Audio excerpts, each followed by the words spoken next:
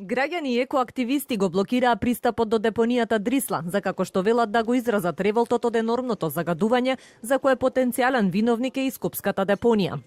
Од движењето за чист воздух бараат да се смени правилникот за извршување на инспекцискиот надзор и да се усогласи со ЕУ нормативите. Во најбрз можен рок да се донесат правилници за индустриските емисии и да се раскине договорот со италијанската фирма концесионер, поради како што велат не исполнување на ништо од договореното. Сите овие години немаат вложено ни еден денар, ни едно евро во оваа депонија да ја направат адекватна за употреба и за ваква намена. Најголемиот проблем е што целото ѓубре и најопасното ѓубре во целата држава завршува во оваа депонија. Оваа депонија се уште нема добиено акредитација од Министерство за животна средина за депонирање на таков тип на отпад. Дали се запазуваат законите и стандардите согласно европските регулативи? Дали се увезува отпад од други земји и дали се декларираат тој отпад како отпад, каде се складира и гори во Дрисла? Бараме да се забрани увозот на отпад во Македонија. Го повикуваме од тука премиерот господин Зоран Заев и владата етно да го сменат законот за увоз на отпад. Забраната за увоз на отпад значително ќе придонесе во намалување на нивото на загадување, особено во Скопје.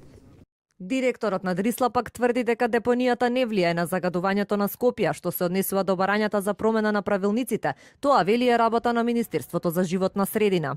Ние го гориме само медицинскиот отпад кој доаѓа од територијата на градот Скопје и од дел од малите здравствени институции кои вршат диализа од територијата на Република Македонија.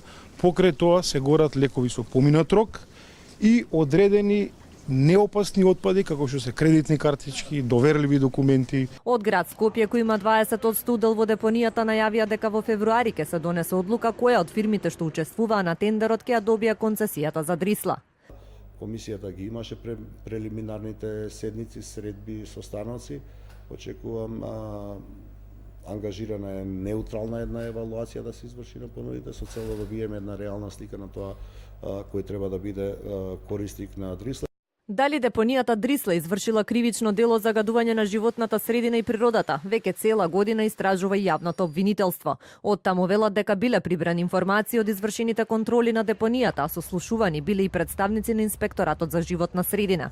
Предметот под опрен глас беше отворен пред една година, но истрагата и натаму е во предистражна фаза и без утврдена одговорност.